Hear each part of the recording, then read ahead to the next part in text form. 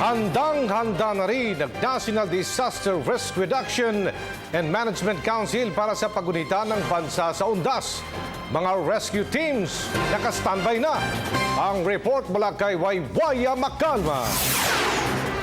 Dahil hindi long weekend ngayong undas, hindi inaasahan ng mga otoridad na madami ang uuwi sa kanilang mga probinsya.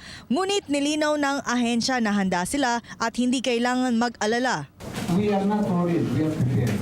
Matapos ipinakita ng bawat ahensya ang kanilang kahandaan ay naniniwala ang chairman ng NDRRMC Council, Secretary Voltaire Gasmin, na handa ang lahat para mapanatiling mapayapa at ligtas ang undas. We can readily say that we are ready. Now we must continue to monitor our respective areas of concern so that our courses of action are consistent with the situation that we are facing, that we will be facing. We must continue to monitor and supervise our respective areas of concern. Nakadeploy na ang mga sundalo sa mga sementeryo maging sa mga pantalan, paliparan at mga istasyon ng bus para sa undas. Bagamat walang nakikitang banta sa seguridad ang militar ay mahigpit naman nilang imomonitor ang mga terror group sa bansa. Sa posibilidad na maaaring manggulo sila at gamitin ito para manamantala.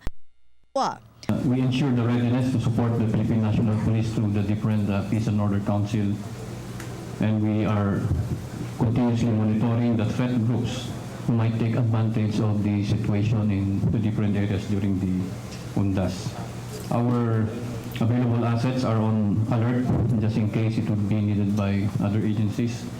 Contingency plans are in place in different unified commands. The threat groups may take advantage of the situation by way of terror attacks, like improvised explosive device attacks, kidnapping of civilians, harassment of detachment and patrol bases, and abduction of unwary military and police personnel who are availing the privileges of passes and leaves. Kasama sa mga nakadeploy ang assets ng militar at rescue team.